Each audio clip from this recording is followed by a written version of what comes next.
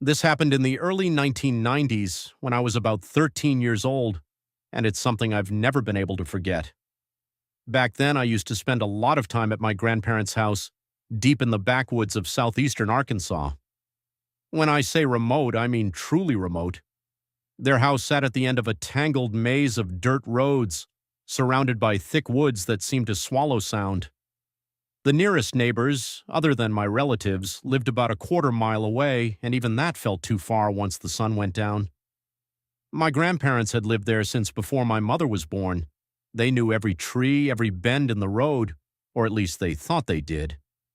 A few miles down those same winding roads, 3, maybe 4, there was a small country store.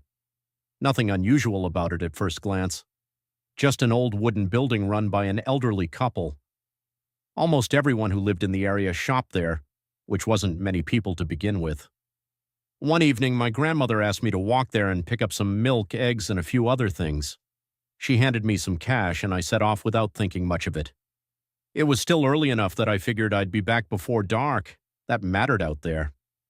I had learned quickly that once the sun disappeared, the woods changed. The silence grew heavier. The shadows stretched too far.